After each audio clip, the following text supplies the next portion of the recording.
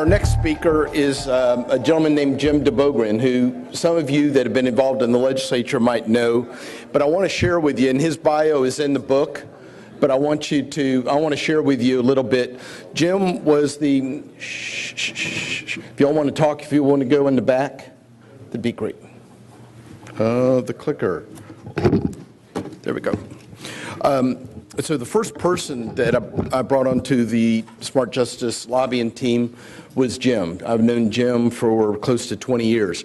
Here's what you need to know about Jim. He spent 10 years writing the budget in the Florida House for HHS. He spent 10 years in the Florida House writing the budget for criminal justice. So as much as policy is important, I think all of y'all recognize that, as Judge Leifman just said, that if you don't have the money to do what needs to be done, then it ain't going to get done. And so I asked Jim to join our team because I knew that he intrinsically and insightfully knew the budget. He also spent, by the way, under both Governor Christ and Governor Scott. He was the executive director for the Agency for People with Disabilities. So it's my pleasure to bring Jim Bogan up, and he's going to talk to you about some fast facts. By the way, everything that you're seeing here is up on our website at www.justicesummit.org.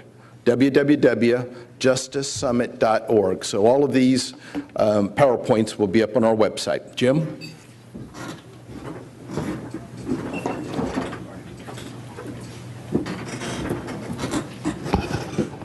All right, thank you, Barney. Good morning.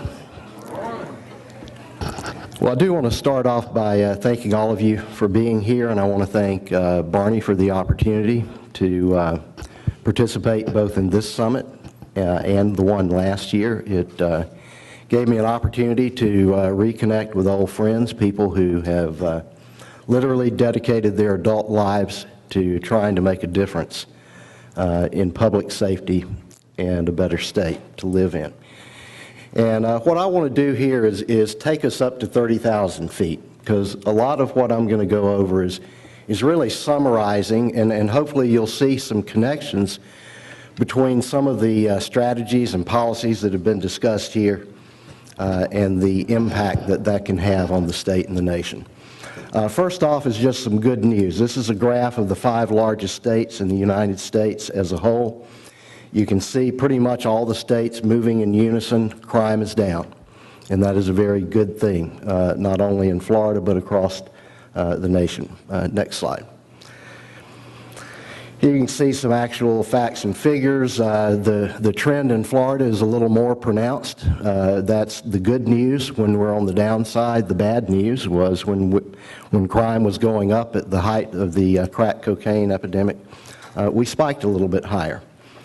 Just to give you an idea of the actual number of property and violent crimes, so-called index crimes that the FBI tracks, we're at roughly the same level in terms of actual absolute number of reported crimes that we were in 1983, when we had 8 million fewer people.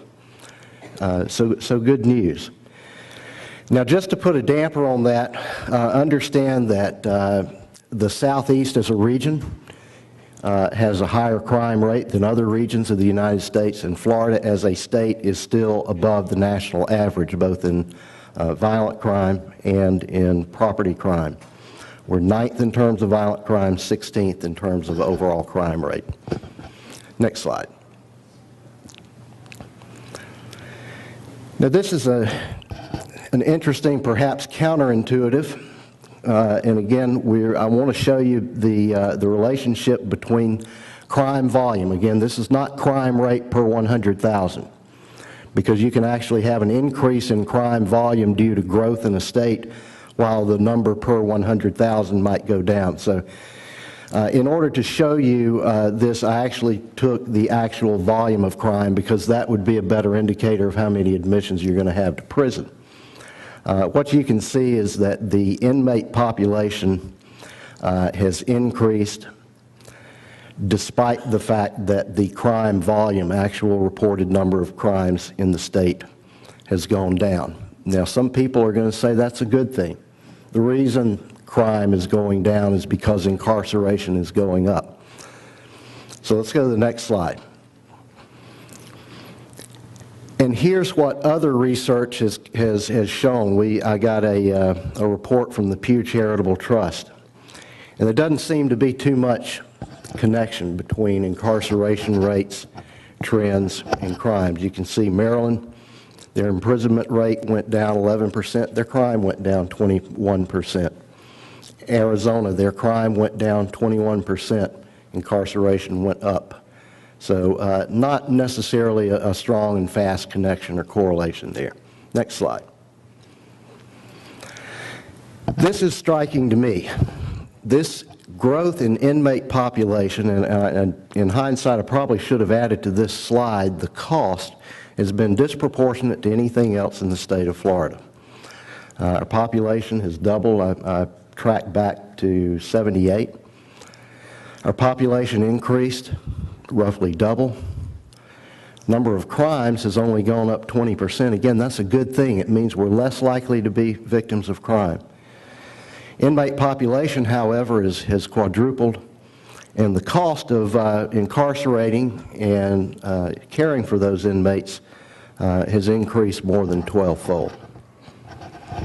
You can see that in 24 of the last 34 years, actual number of reported crimes have decreased, the crime rate has decreased, but in all but 3 years, our inmate population increases.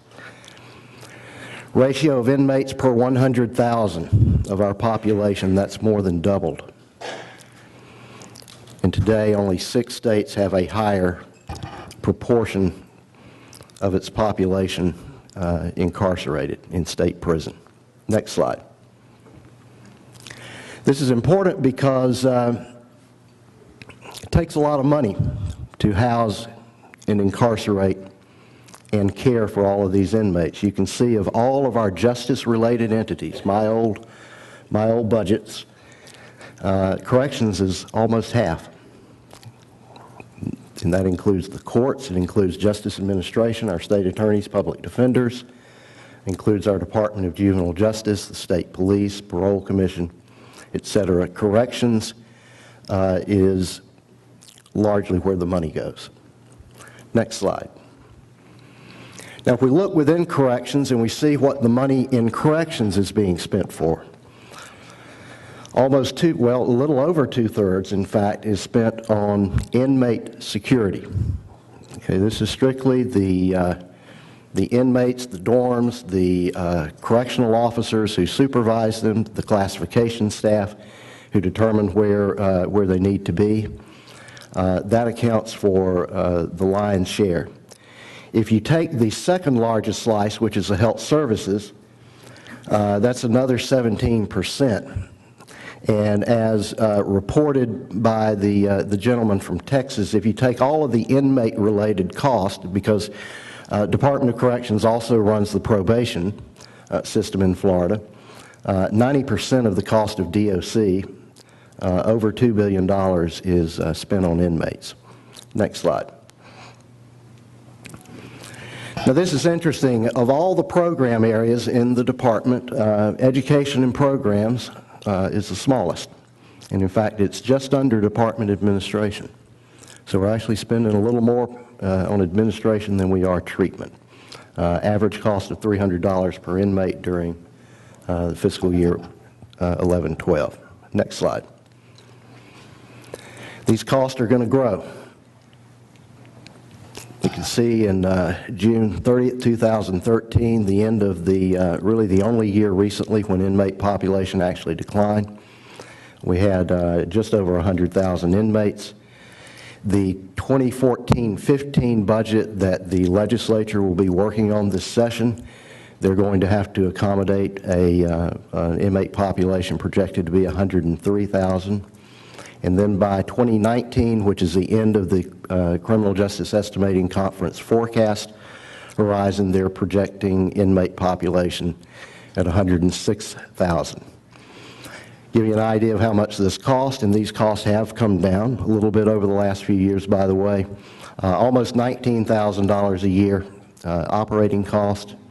That's health services, that's supervision, and then construction, the fixed capital outlay is $62,000 The department for fiscal 2014-15 has requested $32.4 million of direct supervision, health services, and other costs related to the inmates, and then another $24.3 million to open several department facilities that either were never opened, like the reentry centers, or facilities that were closed that they are proposing to reopen to provide the additional space for the new inmates. So that's about $56 million, at least, that the department is asking for to handle the new inmates.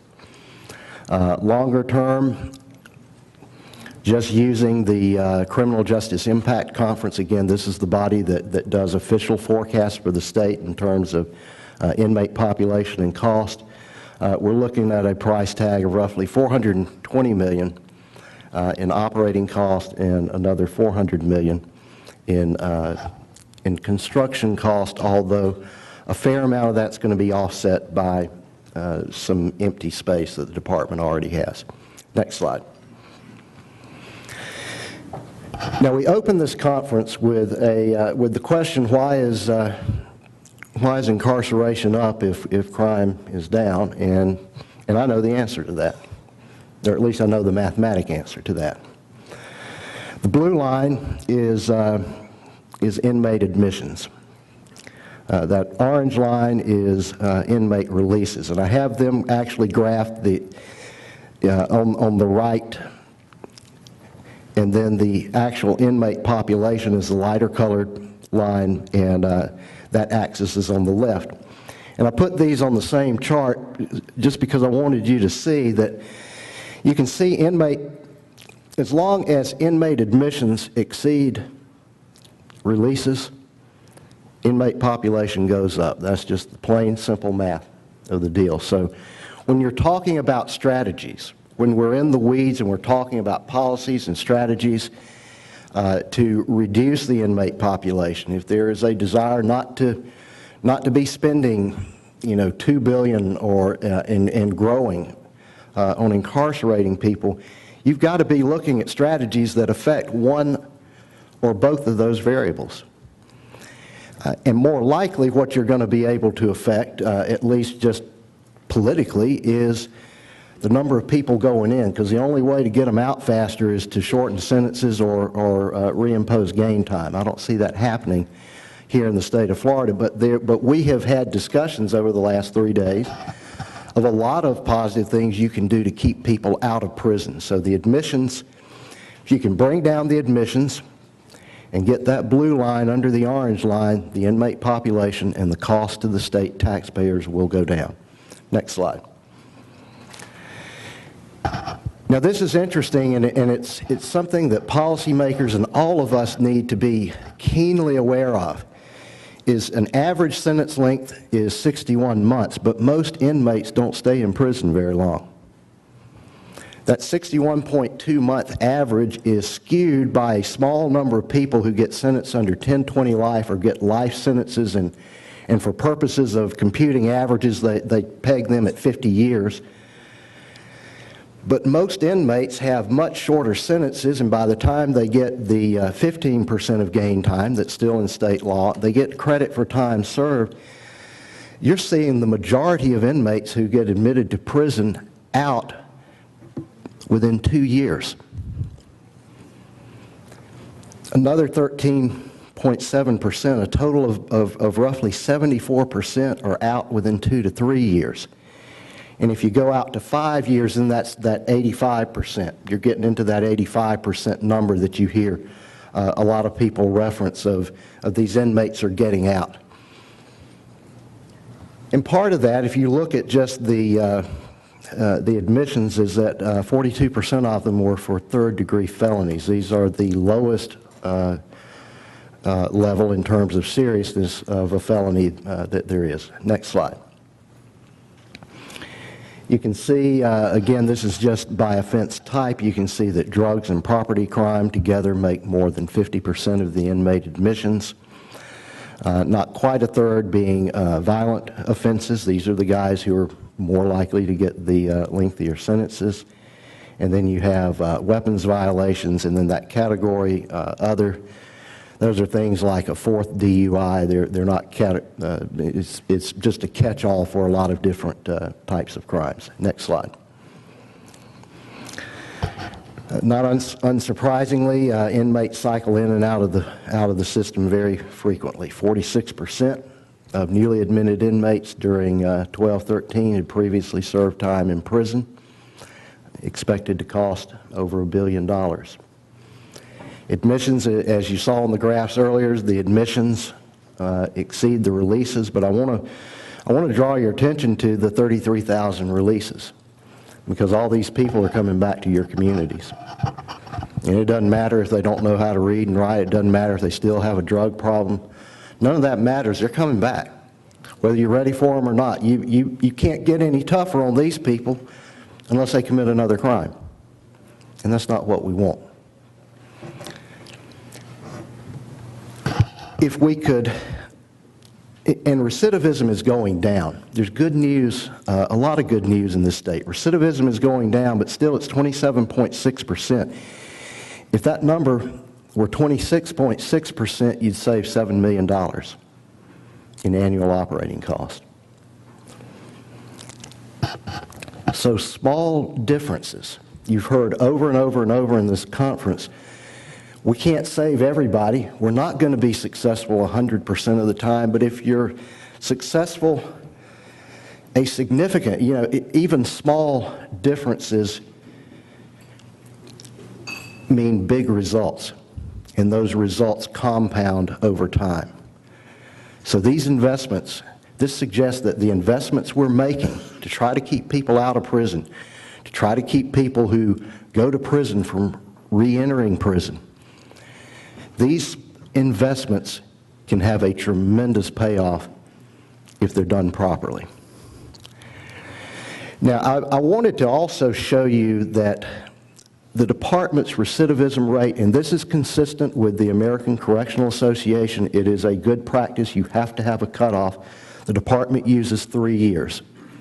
So a person who comes back to prison 3 years and 1 day, he doesn't get counted as a recidivist in the department's official statistics, but the department has tracked beyond that 3 years.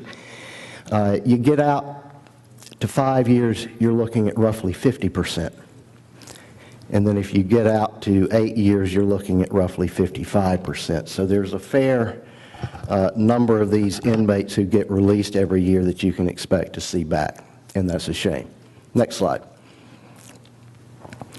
Now this is something that we all need to be aware of, and some of the strategies you heard from the gentleman from Texas was how do we incentivize locals to work with us, because local practice and even agency administrative practice greatly influence inmate population. The most recent real good example being the Department of Corrections zero tolerance policy, where DOC was taking even minor probation violators, taking them before a judge, and the judges were sending them to prison.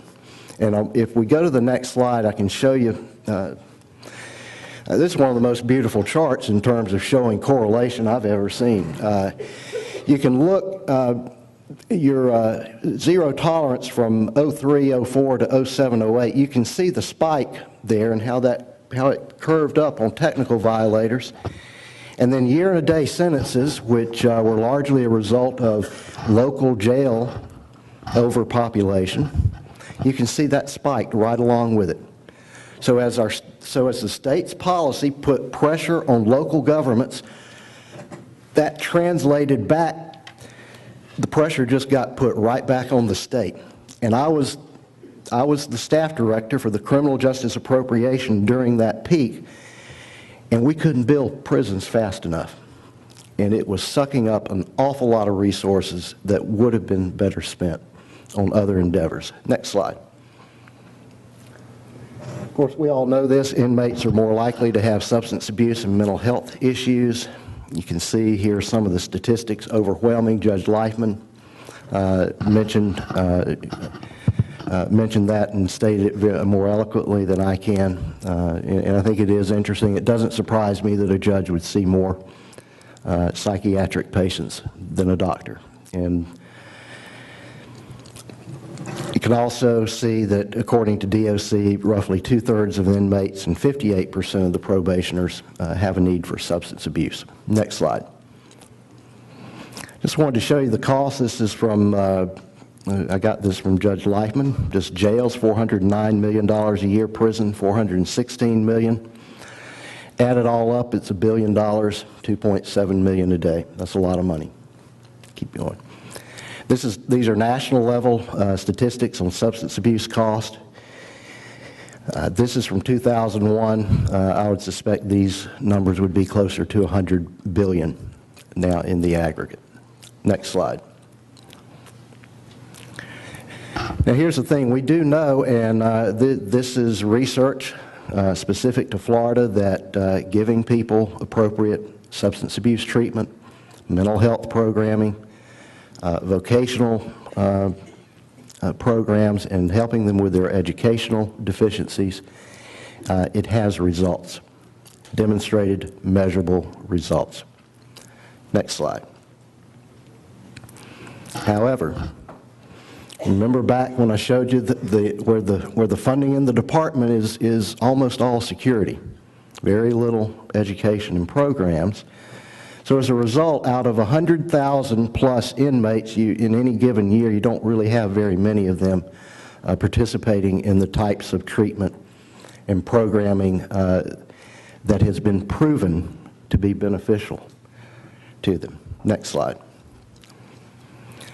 Now, the Department of Juvenile Justice can actually teach us all a few lessons. They have implemented more front-end diversionary types of approaches, and the payoff has been tremendous. I remember when I was doing these budgets, we had almost half of our commitment beds filled with kids who had committed misdemeanors. At $130 a day, that's what it was back then.